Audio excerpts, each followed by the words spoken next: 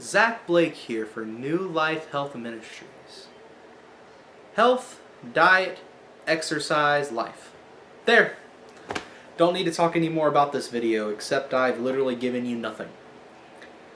No, see, everything has a set law and order that we need to follow. Now, if you don't follow the law and order and you fight the balance, then you're not going to be living a healthy life. And it's important to live healthy lives. So one, you can help yourself, and two, you can help others. Hey everyone, I'm having a bad hair day. I'm wearing a hat inside. I actually just got like that one little cowlick. Is it still there? Yeah, right there. Yeah. So anyway, actually we were just talking, New Year's resolutions happening and whatever, and just me and Zach wanted to share with you some of our stories. Some stuff that happened to us last year, what changed us, how we were able to stick to some diet stuff and do better, and hopefully motivate y'all to keep on it this year. 2016 can be your year. He already had an awesome intro. I just thought I'd throw my lame one after his. So, just personal story.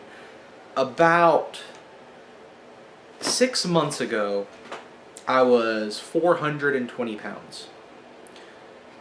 I had a gastric bypass, Roux-en-Y surgery done, and 6 months later, I now weigh 125 pounds. Now, a lot of what comes with this surgery is a lot of stereotypes, laziness, stupidness, why would you do it-ness.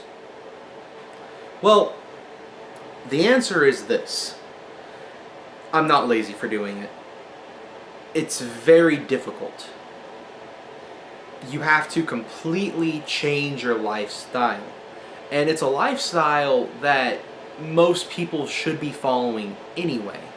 I just needed to have some restrictions applied. I needed my stomach to be this big instead of, this big. I don't know. It's like a kidney shaped. I don't know. Whatever. Regardless, the diet I'm on now, compared to the diet I have been on for the previous 19 years of my life, has been severely altered. And not only that, but the way I look at the world and exercise and all that, because I've been given a second chance, basically. And not everybody gets that. Not everybody has the strength and the stamina and the perseverance and the patience to work through what I did. But you can. So, why is it important to follow a diet? Well, one, your body needs certain nutrients, macronutrients, micronutrients. It needs certain balances to find the right way to properly live life, basically. Your body is always trying to reach a homeostasis, and a way to do that is by following an appropriate diet and exercise regimen. Now, I'm not saying you need to go out and run freaking 5 miles every day and start going to the gym. Do you even lift, bro? I mean, come on, seriously? Not everybody's going to do that, but 10,000 steps a day. That's generally what you need. It's not hard. You work in an office building, it might be difficult. You go to school all day, it might be difficult. But literally, go to the mall after class. Just walk. You'll get your 10,000 steps easy. That's what I do after class most days. But it doesn't. But what I'm trying to get at is that it's a two-way street. You can't just exercise and eat everything you want. For example, I'm going to go walk 10,000 steps today. Okay, I'm going to get home, I'm going to eat a whole bag of potato chips, a whole bag of french fries. I went and got a quarter pounder with cheese.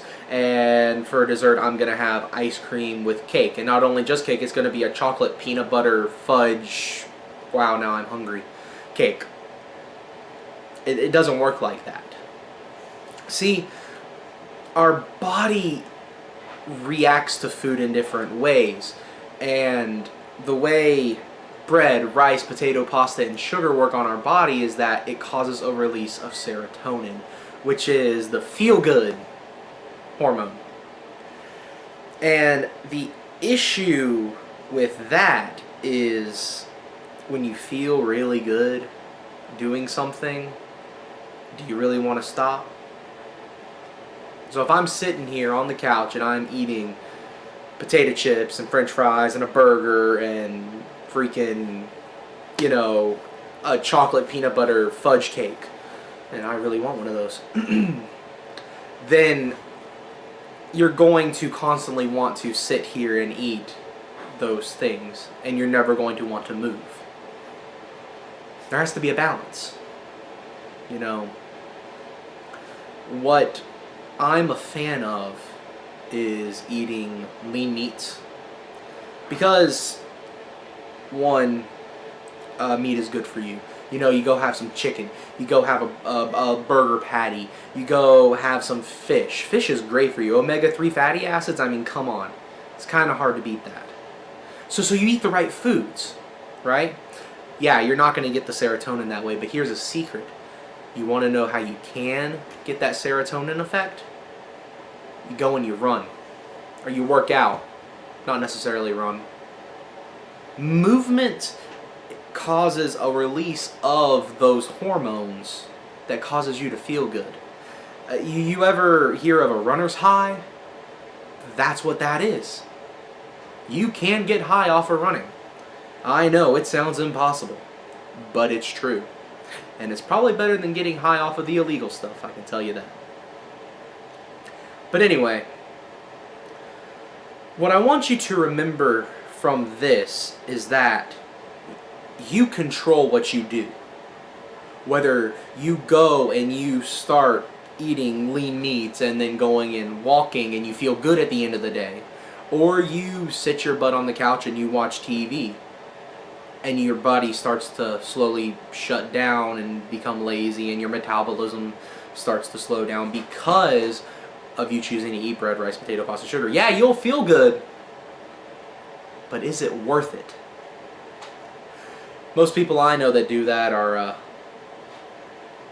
have a little bit of hopelessness, because I certainly did.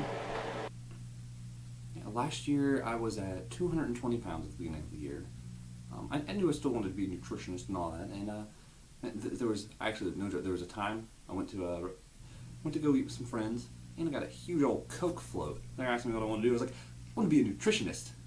Keep chugging my Coke float, and then went home. I was like, man, maybe I shouldn't be. So then I chugged another Coke float, then proceeded to go on a ketogenic diet, and yeah, I did chug another Coke float. They're awesome, but not good for you at all. They make you fat. Like 220 pounds fat. But so for the next few years, I went on a ketogenic diet. All that means is cut out all bread, rice, sugar, starch, pasta. You can check out it on the Emoji Diet Guideline. I'm just going to put the words there, but you have to go to the site to check that out. I'll put a link down below. And by avoiding that stuff, I'm eating a lot of fat. My diet consisted of like 65-75% fat is what I'm eating. In that year, I lost 60 pounds between March and December. Some point at that, actually, my brother started being like a gym buff. So over the summer, we did some gym stuff. I drank a lot of protein, so I gained 15 pounds in there somewhere too.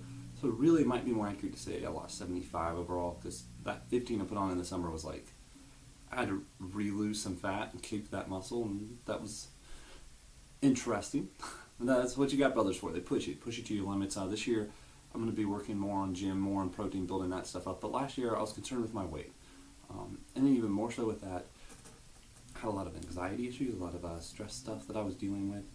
And I actually found that as I ate better, I was feeling better. I didn't really know why. So I did some research and stuff, and I actually got a book back there that would hold up and show you, but I don't feel like it. It's called Grain Brain, talking about how avoiding how bread and all this stuff actually fuels stuff like ADHD. It's what causes stuff like Alzheimer's. A lot of nutrition, a lot of doctors now come to the point where they consider Alzheimer's type 3 diabetes. So that's coming from sugar, it's coming from bread, coming from starch, pasta, all that stuff.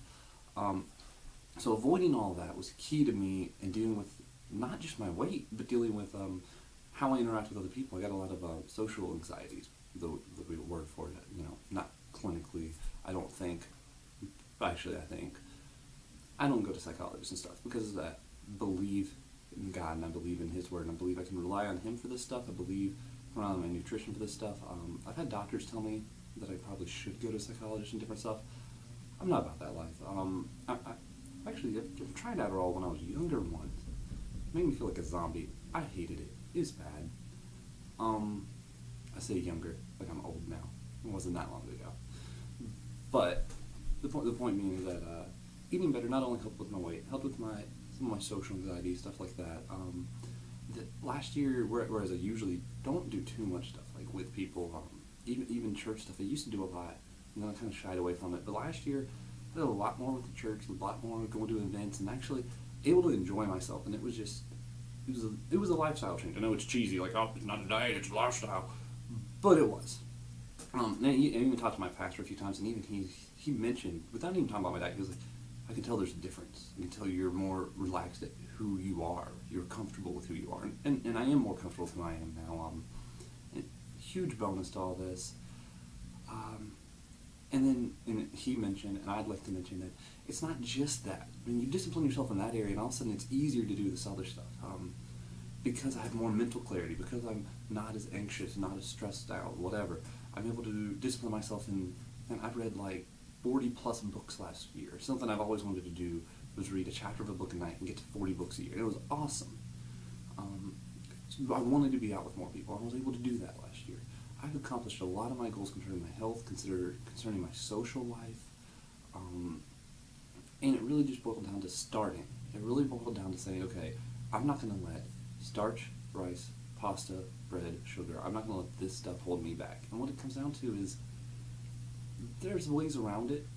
And for the most part, I don't even care about that stuff. Like, I'm like, I want a cheeseburger. I'm not like, oh man, I need this bun. It's like, dude, give me the meat. Like, that's that commercial, give me the meat. I'm about the meat. I like spinach. I like a lot of vegetables. Pasta, you get a spaghetti squash, dude, that stuff's like, it's got like it's soft but crunchy. I actually like it a lot better than regular spaghetti. But ultimately, it's not that hard to do. Avoiding this stuff, it won't just help your weight. It does help your weight. I lost 60 pounds. It's awesome. It's a feat for someone who's only 220. But it's not just that. It's your social life. It's your church life. It's your discipline. In the end, eating better is something that you do, not just for your bodily health, but it's the health for your mind, body, and soul.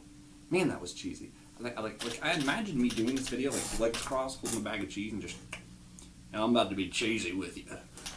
I really thought about it. Dude, I need some cheese. I'm going to go get some cheese, dump it on an egg, and eat it now.